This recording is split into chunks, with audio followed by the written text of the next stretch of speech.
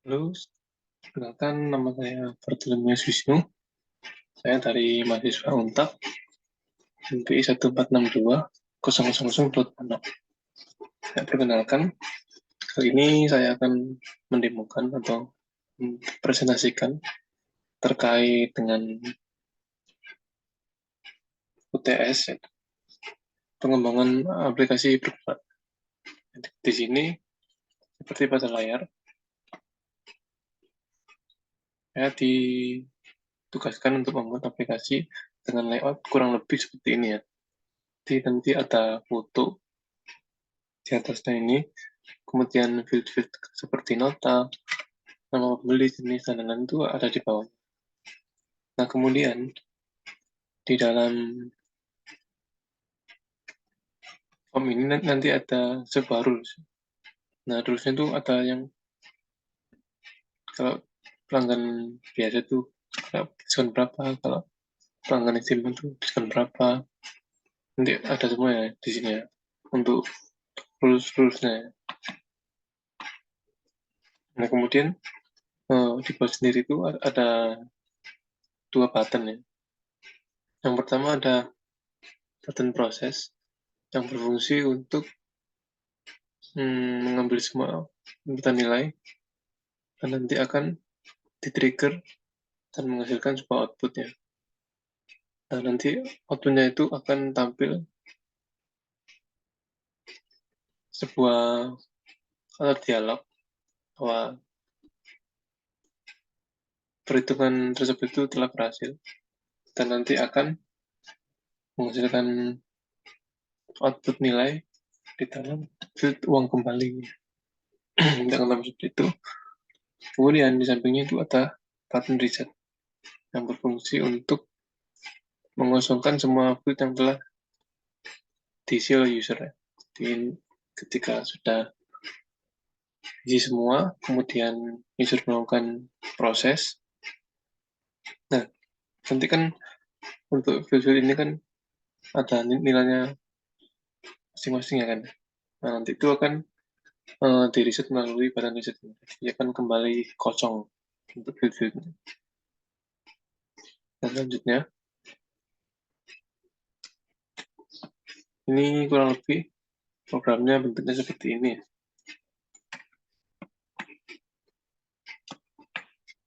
Namanya seperti ini. Yang saya jelaskan untuk strukturnya.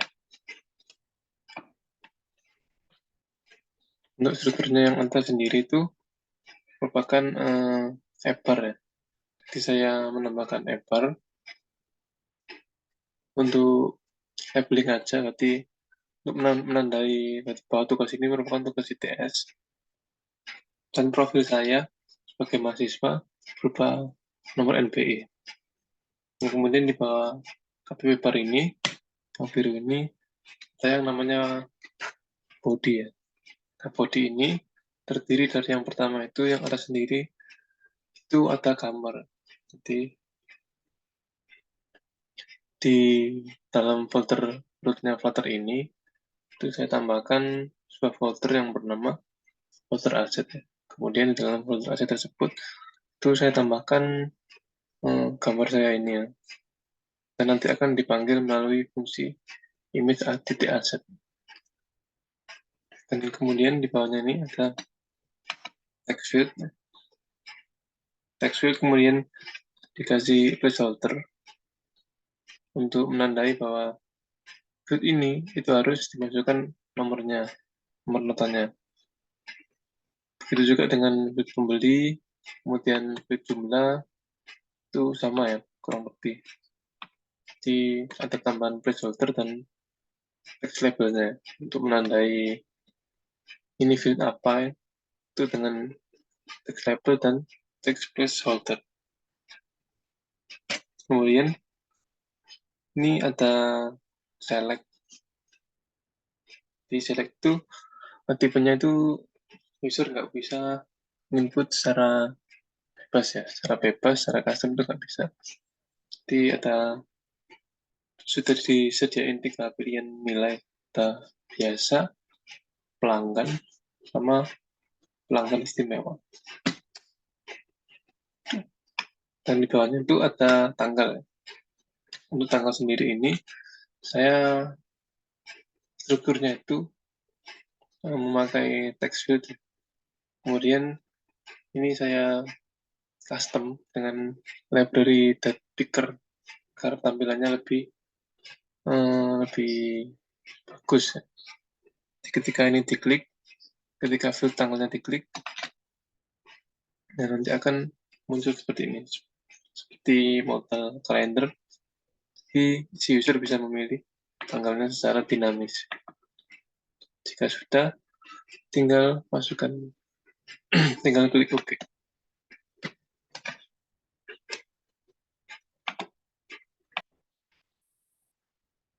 Kemudian di sini ada sebuah radio button. Di radio button itu kurang lebih tipenya itu sama seperti select option. Dari harus salah satu itu harus dipilih. Ini untuk mengecek ya, apakah si user ini memilih ya atau tidak. Jadi nanti hasil dari outputnya ini, nilai akhirnya ini, itu ada pengaruhnya dengan apa yang dipilih oleh si user. Kemudian di bawahnya juga sama, ada radio button juga. Kemudian di jenis barang beli itu ada checkbox ya. Checkbox ini jika radio button yang ngerti kan harus memilih salah satu. Jika checkbox ini bisa memilih lebih dari satu atau bisa nggak milih sama sekali.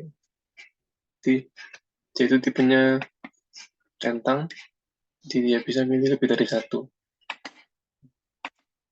Bisa juga dia nggak milih sama sekali.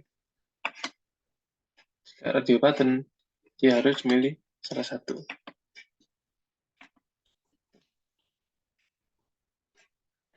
Kemudian ini sama, berupa text field biasa juga.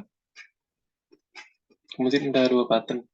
Ada button proses untuk men-trigger dari isian dari form ini, kemudian ada reset. Digunakan untuk menghapus semua isian dari form ini. Oke. Kemudian di sini ada beberapa text field yang di read only, seperti contohnya diskon ini. Di diskon ini, user itu nggak bisa mengisikan sebuah nilai, karena nilai ini tergantung, nilainya tergantung dari inputan yang telah diinput user. Jadi user nggak bisa merubah-rubah, hanya bisa melihatnya saja. Karena ini nilainya itu bergantung pada inputan usernya. Selain diskon ada juga yang di read only atau hanya bisa dibaca aja itu di ini ya, di kembalian. Nah, jadi kan kemudian itu merupakan hasil finalnya untuk jumlahnya ini. Jadi user nggak bisa merubah-rubah hasil dari kembalian. Kemudian kita lanjut, di dalam field ini juga ada yang namanya validasi. Nah, validasi itu berfungsi agar ketika ada beberapa field yang memang harus diisi atau required, itu si user diberikan sebuah notice atau sebuah warning. Jadi agar user aware, oh berarti field ini harus diisi, field B ini harus diisi. Nah, itu fungsinya sebuah validasi ya. Jadi di sini saya memberikan validasi juga agar si user itu tahu bahwa field ini tuh wajib untuk diisi. Langsung saja kita coba. Refresh dulu.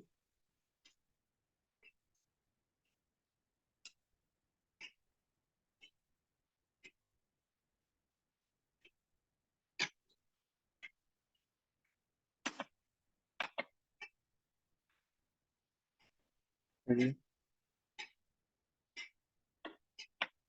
kita refresh, terus kita coba proses. Nah, maka yang ada warna merahnya itu merupakan field yang harus diisi. Seperti nomor nota, nama, kemudian jumlah, kemudian BPN, terus yang harus dibayar itu merupakan field yang harus diisi.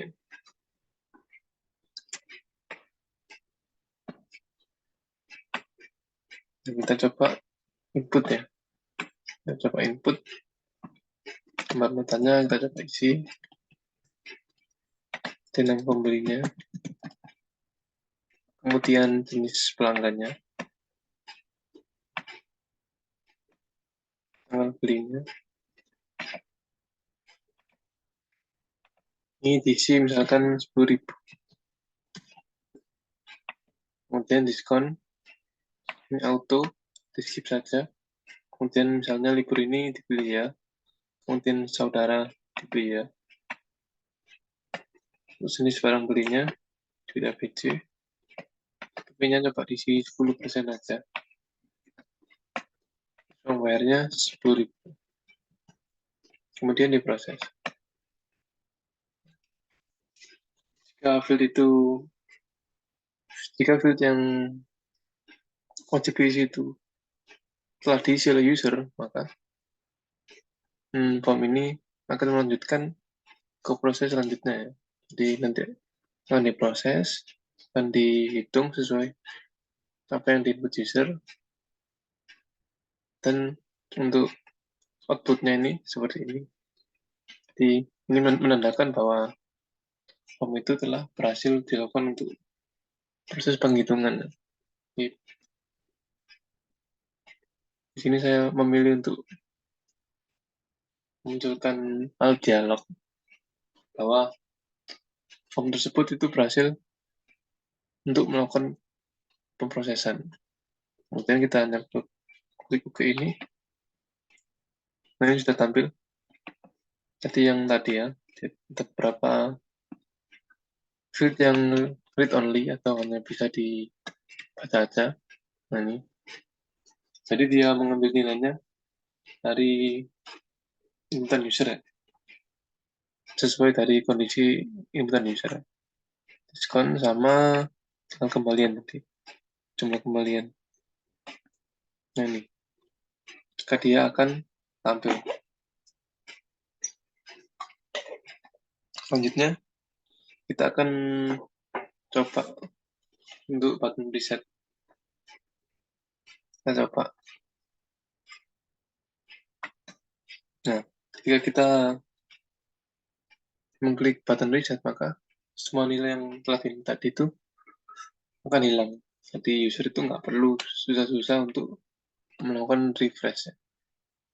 Perlu susah untuk melakukan refresh dari aplikasi ini. Tinggal diklik refresh, maka user bisa menginput lagi. Kemudian kita masuk ke dalam backend-nya di cara codingnya. Kita masuk di VS Code-nya. Kita masuk di codingnya. Dan ini kita masuk ke main Dart-nya.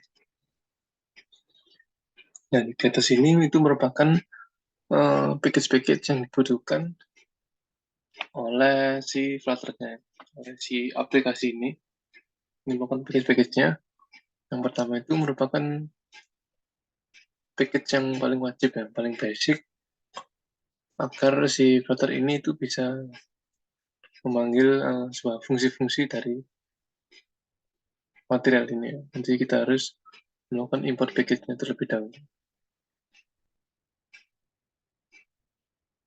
Kemudian yang selanjutnya kita mengimport sebuah package yang bernama Deadpicker yang fungsinya untuk mempercantik sebuah tanggal.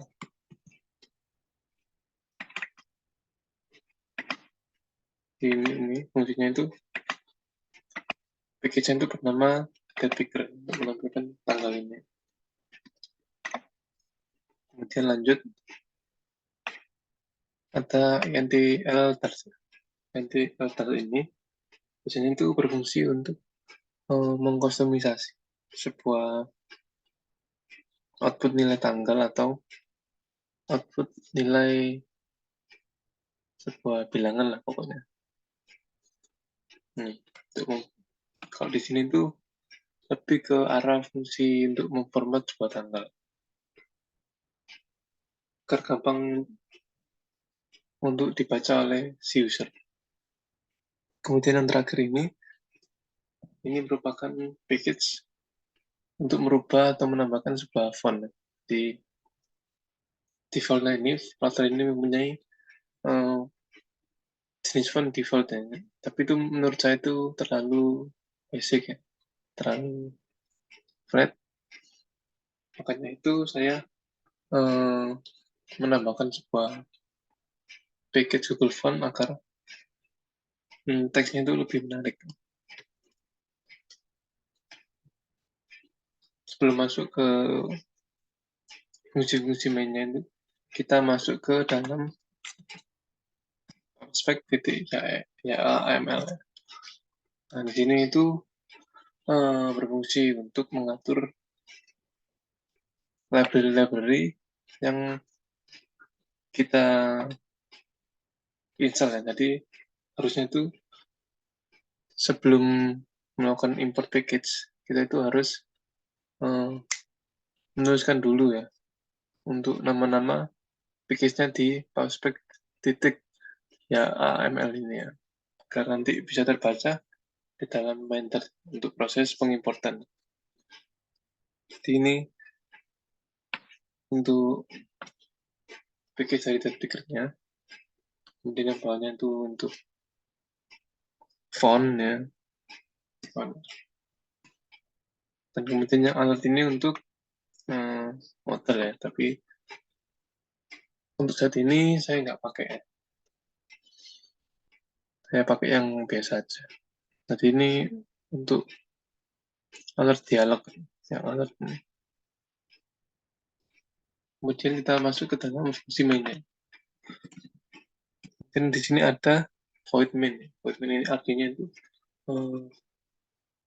void main itu merupakan fungsi utama. Jadi ketika Flutter ini di-run atau dijalankan, maka void main lah yang akan dijalankan terlebih dahulu. Kemudian void main ini memanggil sebuah kelas lagi yang bernama myApp.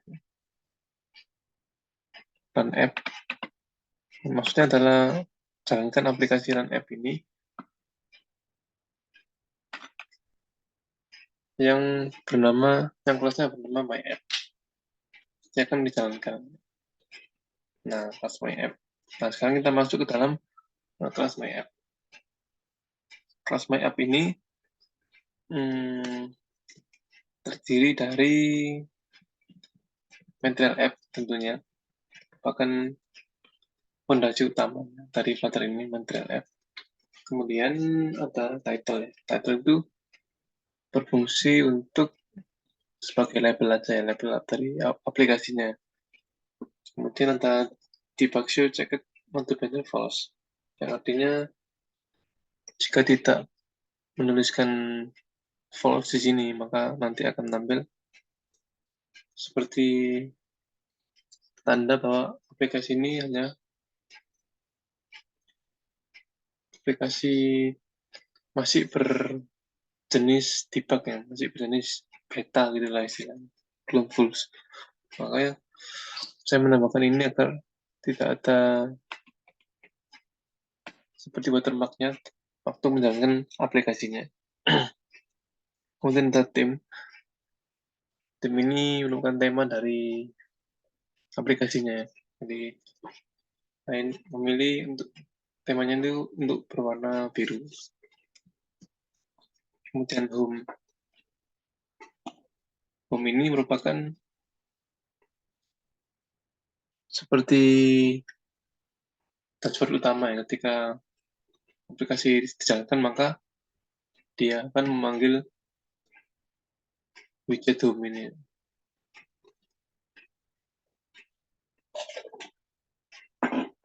Dan sebenarnya itu karena pembuatan aplikasi itu sebenarnya itu bisa digabung kan, dari satu tadi home-nya ini digabung menjadi satu ke dalam kelas MyApp ini. Tapi menurut saya itu nanti terlalu panjang untuk code-nya, sehingga saya memilih untuk dipisah ya. Makanya yang MyApp ini itu menggunakan satu widget karena dia tidak merubah nilai apapun, jadi nilainya itu tetap ya, statis. Maka di sini menggunakan status widget. Kemudian selanjutnya kita membuat uh, kelas home ini. Ya. Nah, kelas home ini bertipe atau memiliki keturunan extend itu satu widget ya, karena di dalam kelas home ini nanti akan terjadi perubahan secara dinamis ya, dari widget-widgetnya ya. Jadi nggak statis, nanti akan berubah-ubah ya. Jadi untuk validasi, untuk total harga, total diskon, nah, itu kan aplikasi kan melakukan pengolahan data secara dinamis. Maka kita harus menggunakan satu widget agar bisa lebih dinamis. Kemudian yang pertama, kita membuat variabel ya. Dari sini kita variabel enum. Enum itu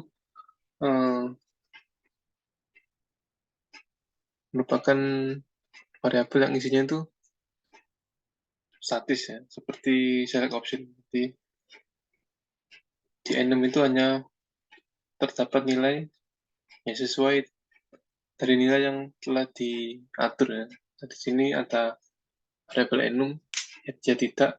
Nah, isinya itu kalau nggak iya, ya tidak ya. Pokoknya salah satu. Nggak bisa nilainya itu selain nilai ya atau tidak ini. Jadi harus kalau nggak iya, ya tidak. Kemudian masuk di widget room. Dan di sini ada text editing controller.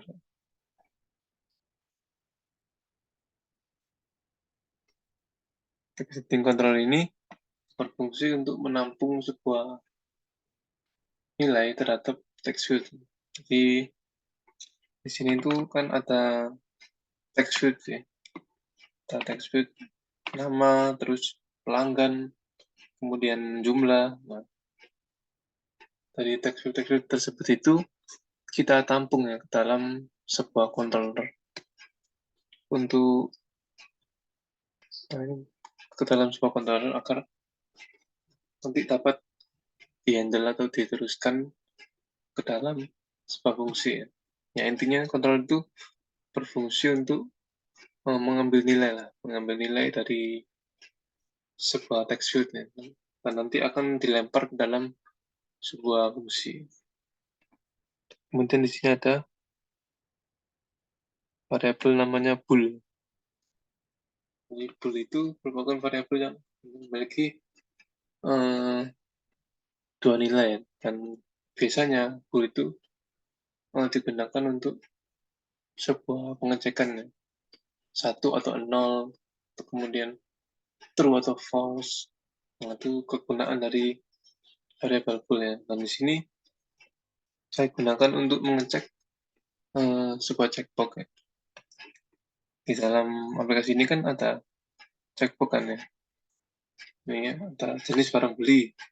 Nah, untuk melihat apakah user menentang nilai dari ABC, XYZ atau BBB atau WW, maka cek tersebut itu dikasih sebuah variabel bool ya, untuk melihat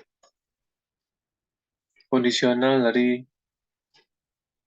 apa yang user centang. Kemudian yang tidak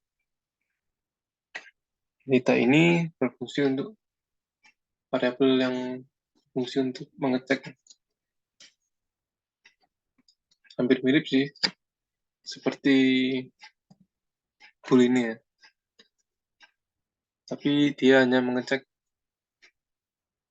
misalnya kalau dia ada nilainya maka dia akan mengembalikan sebuah value, tapi jika tidak dicek atau dicentang maka dia tidak akan mengembalikan sebuah value. Ini islibur. Nah, islibur ini fungsinya itu untuk mengecek ini, untuk mengecek sebuah audio button. Itu dia si user itu memilih ya atau tidak. Itu sama seperti saudara untuk mengecek saya memilih ya atau tidak. Kemudian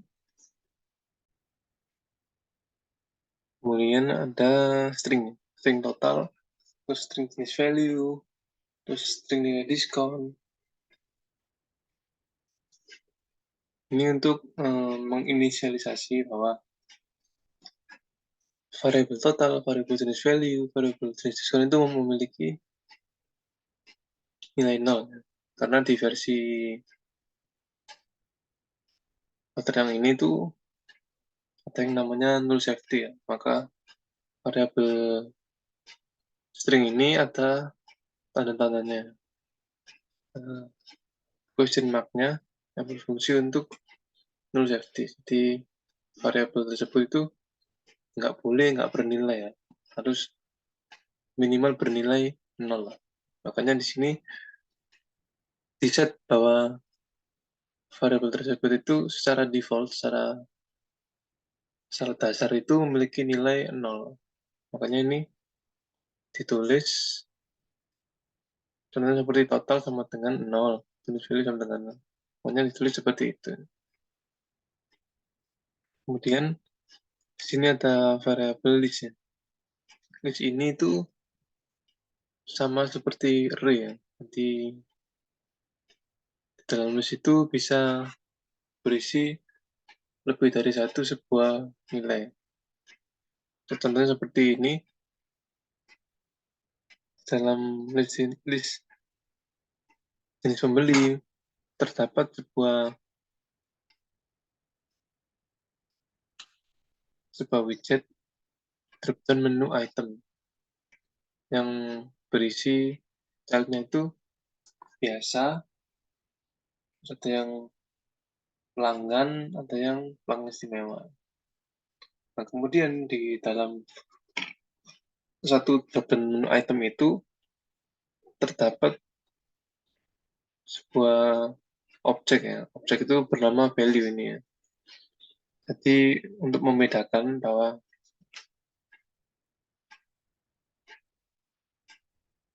nilai dari child yang teks biasa, kemudian teks pelanggan, atau teks pelanggan istimewa itu memiliki nilai yang berbeda-beda. Jadi saya urutkan ini melalui saya urutkan mulai dari 0. Jadi teks biasa itu memiliki value 0, kemudian pelanggan memiliki value 1, pelanggan istimewa itu memiliki value 2. Gitu. Kemudian lanjut ke dalam fungsi ya. Jadi di sini itu saya membuat sebuah metode ya, yang bernama error text. Nah, error text ini itu berfungsi untuk data terakhir ya. Jadi untuk mengecek apakah si user itu benar-benar mengisi semua. Jadi dibuat jaga-jaga ketika ada validasi dari field itu yang miss, maka validasi inilah yang menjadi garda terakhir. Makanya dia itu mengecek. Sini ada tulisan the text if text is empty, itu artinya ketika teks itu kosong, maka dia akan mengembalikan sebuah nilai. berupa string ya, yang berisi lengkapi form terlebih dahulu. Nanti si user jika menginput data sebuah kesalahan dalam sistem, dia lolos, padahal ada field yang kosong, maka fungsi inilah yang akan berjalan. Nanti dia akan memunculkan di dalam program bahwa ada field yang dikosongi. Kemudian kita masuk di fungsi validasi input. Jadi validasi input ini berfungsi ketika si user itu menekan tombol proses. Jadi ketika menekan tombol proses, maka dia akan memunculkan dialog. Dialog ini terus kemudian memunculkan sebuah teks yang berhasil. Gitu. Kemudian ada fungsi isTag. Nah, isTag ini berfungsi nih untuk membedakan ya, membedakan atau mengambil dari fungsi radio button. Ya.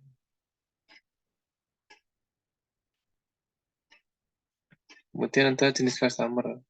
Jenis customer ini fungsinya itu untuk membedakan. Jadi jenis customer itu kan ada tiga macam.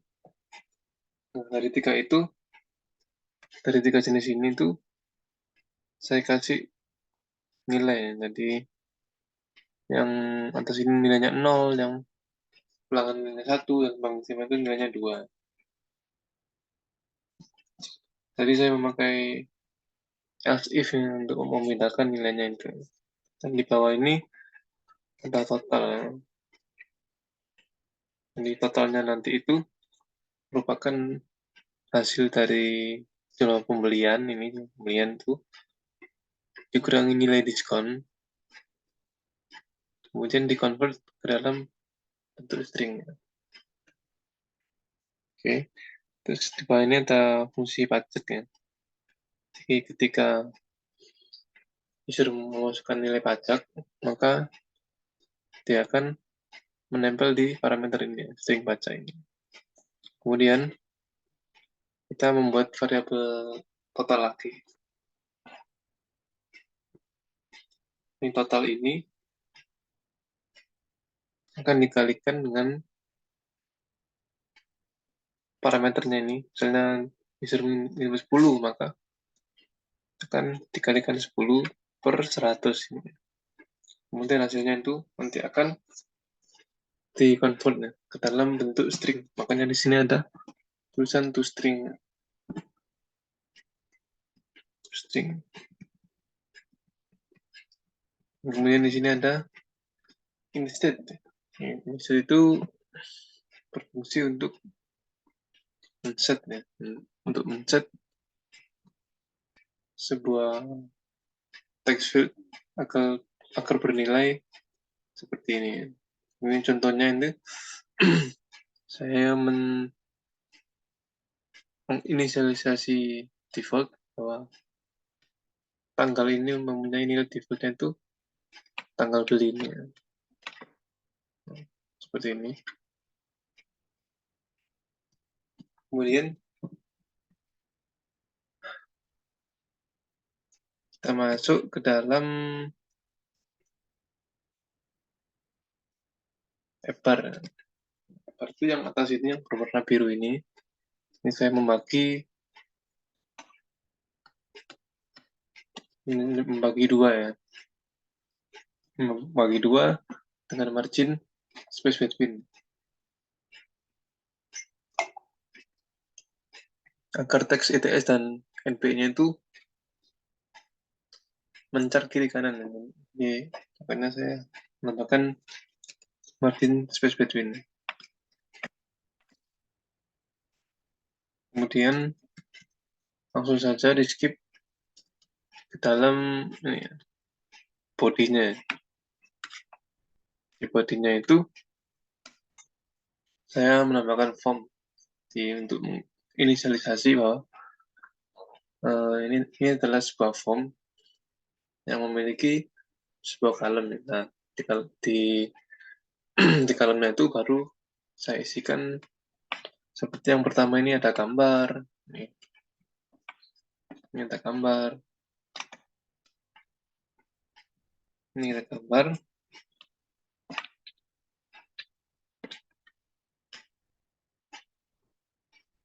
Nah, ini kemudian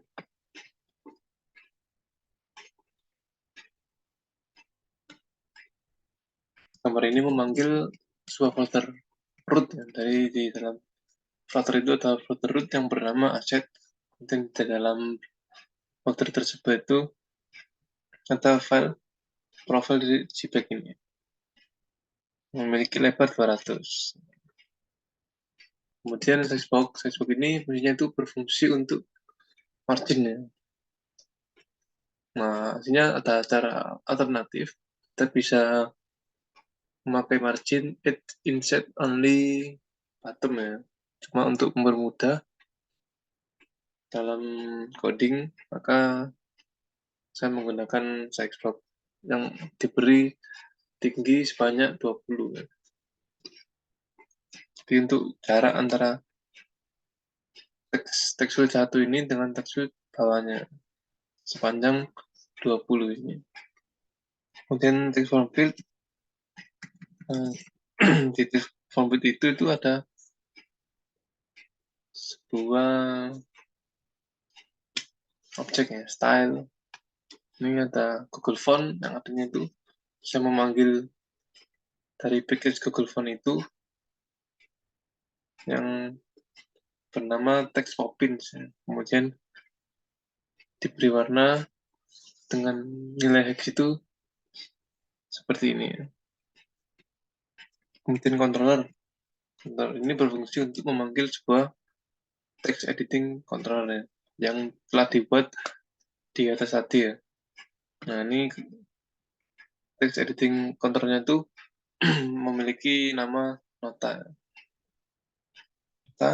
Kemudian decoration itu berfungsi untuk lebih ke style ya. Di text form field itu bisa di customisasi stylenya itu dengan cara memanggil objek decoration ini. Dan decoration ini itu kita bisa panggil nih yang namanya label dan index ya. Kalau label ini itu posisinya ada ketika user melakukan klik nih. Nah, kita di atas ini untuk nomor notanya. Kemudian index itu fungsinya seperti kalau di HTML itu seperti placeholder untuk penanda ketika user melakukan inputan maka dia akan menghilang. Nah, ketika user menghapus sebuah nilainya dalam teks field tersebut maka index tersebut akan muncul kembali. Seperti itu. Kemudian validator ini itu fungsinya untuk melakukan pengecekan ya, apakah field ini itu wajib diisi atau enggak. Makanya di sini itu ada sebuah if. Jika isinya itu sama dengan kosong maka dia akan mengembalikan nilai nomor nota wajib diisi. Ini sama. Nah, ini itu untuk mengatur dropdown pelanggan ini. Pelanggan ini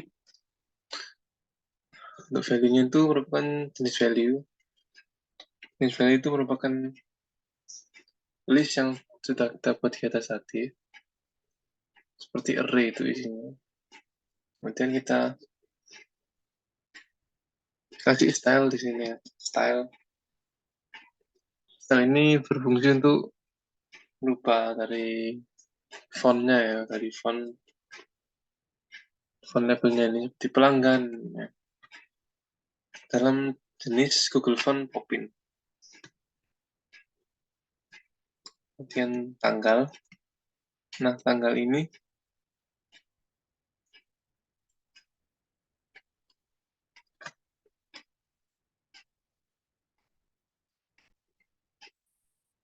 Ini memanggil sebuah library tadi ya, date picker. Ini sama text from field.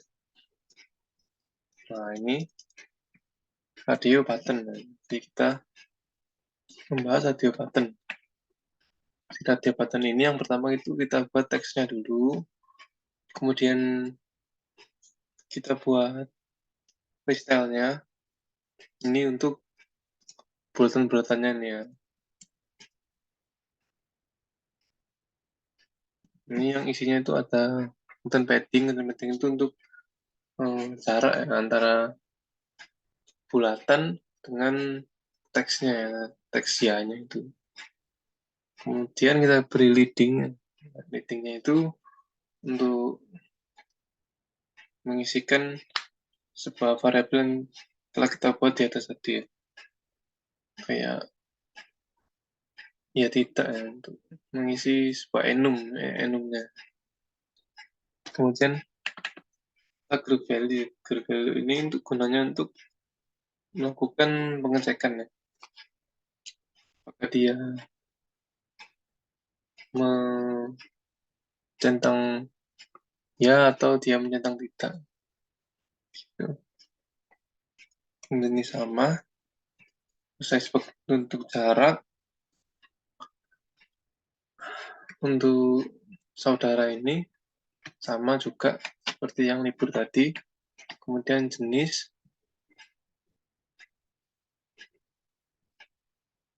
Jenis ini itu tipenya itu checkbox ya, dan nanti dia harus dikasih row. Jadi kita buat row 2, column 2 ya, untuk merapikan checkboxnya. Kemudian dalam checkbox tersebut itu ada on change ya. Perilaku ketika si user itu mencentang ya. Di ini kita menginisialisasi terlebih dahulu melakukan metode setternya.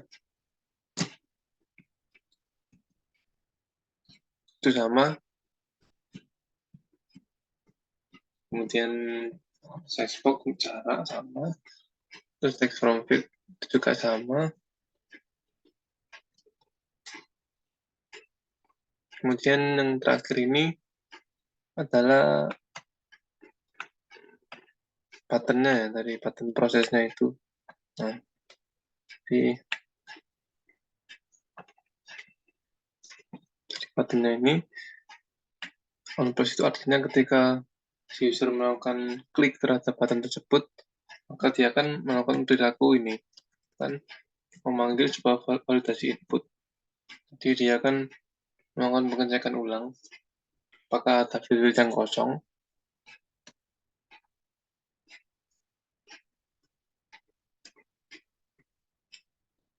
Kemudian dia menjalankan sebuah fungsi ya. Ini jika libur maka nilai dari totalnya itu akan dikurangi 2.500, dan jika saudara maka akan dikurangi 5.000 ya. Jika tidak saudara maka dia akan melakukan fungsi yang bawahnya ya. Dia akan ditambah 3.000. Kemudian jika melakukan tindakan terhadap cek 1 maka dia akan ditambah sebanyak 100. Jika cek 3 akan ditambah sebanyak 200, 2 sebanyak 500, 4 sebanyak 100 ya. Kemudian total tadi itu dimasukkan ke dalam parameter kon pajak ya. Kemudian dihitung pajaknya berapa. Terus nanti akan dimunculkan grand totalnya. Nah, kemudian dari grand total itu dikurangi terhadap hasil dari inputan ini, jumlah bayarnya ya, uang yang dibayarin akan dikurangi uang bayarnya. Kemudian dikonvert ke dalam bentuk string.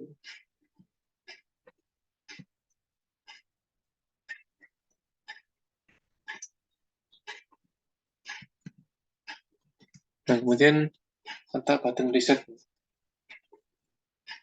Jadi ketika dia on press, melakukan on press, maka dia akan mengosongi semua variabelnya. Makanya di sini dituliskan nama variabel, kemudian teks sama dengan petik 2 yang artinya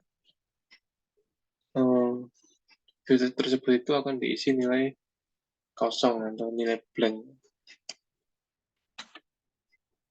Nah ini. Itu juga dengan variabel checkboxnya kita isi false semua ya. Yang artinya itu di uncheck semua. Begitu juga dengan radio button kita uncheck semua.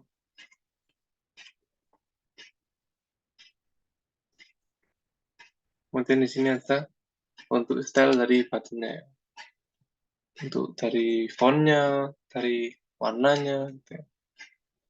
Nah itu saja sih. Untuk terakhir saya akan mendemokan dan coba mendemokan sekali lagi untuk programnya.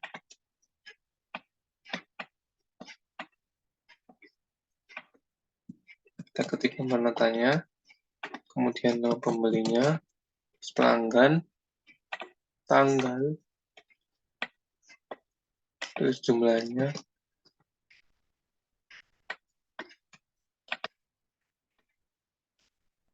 terus barangnya,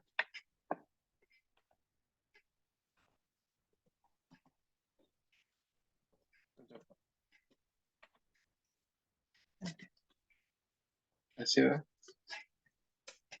Ya sekian itu aja presentasi dari saya. Untuk perhatiannya saya ucapkan terima kasih.